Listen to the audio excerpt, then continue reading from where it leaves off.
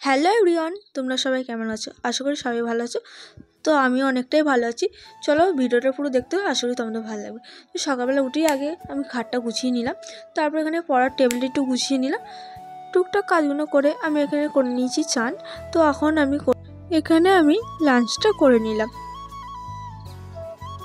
এখানে আমার বাবা আর আমার দিদি লক্ষ্মীর হাতে বাউনি বাজছিল। তারপর একটু পরে আমার দিদি এখানে নারকেল নাড়ু করছিল। এখানে সরা বসিয়েছে সরার পিঠে করার জন্য। আর একদিকে নারকেল নাড়ুটা হয়ে গেছে, তো একটা পাত্রে ঢেলে নিয়েছে। এখানে সরার পিঠে করছিল।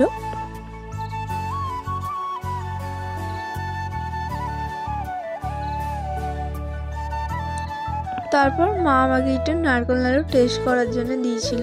তো দারুণ হয়েছিল নারকেল নাড়ুটা। এখানে সরার পিঠেটা হয়ে গেছে, তো একটা পাত্রে জল নিয়ে পিঠেটাকে ভালো করে ধুয়ে নিচ্ছি। কেন তোমার সরার বালি থাকে, ওই বালিগুলো থাকে বলে তাই জন্য একটু ভালো করে ধুয়ে নিতে হবে।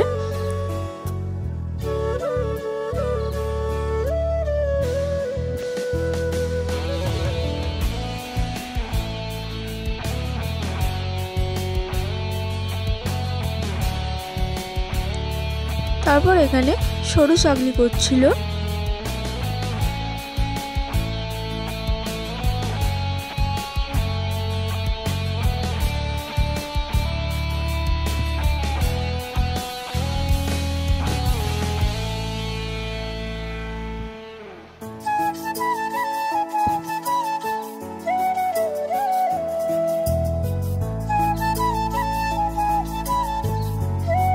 সরু চাগলিটা হয়ে গেছে, এবার একটা পাত্রে তুলে নিল।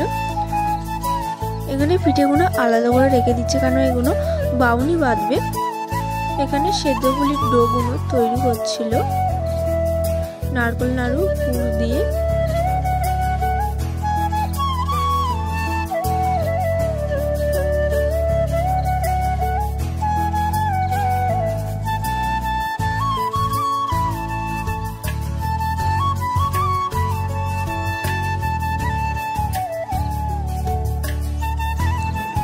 এখানে জলে সেদ্ধ করতে দিয়ে দিয়েছে পুলিগুলোকে। তারপরে আমি ঘরে চলে এসে সন্ধ্যে দিচ্ছিলাম। ফুচকাগুলো এসেছিলো, আমি আর দিদি ফুচকা খাচ্ছিলাম। তারপর রাতের ডিনারটা আজকে আমরা পিঠে দিয়েই করলাম।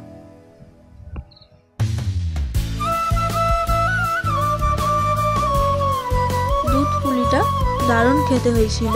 এখানে কি কি পিঠে আছে বলে দিই তোমার। পাটিসাপটা, সরার পিঠে, সরু চাগলি, সেদ্ধ পুলি আর ছিল গুড়। চলো খেয়ে দেখি কিরকম হয়েছে। প্রথমে পাটিসাপটা ট্রাই করছি।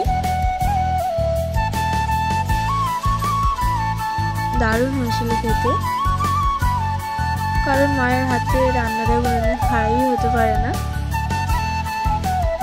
এটা করি আমরা ডিনারটা কমপ্লিট করলাম। আর এখানে আমার দিদি বাউনি বাজছিল রিং লাইটে। ভিডিওটা আজকের মতন এখানেই শেষ করলাম। আর তোমরা কি কি পিঠে খেলে অবশ্যই কমেন্টে জানাতে ভুলো না। চলো বাই।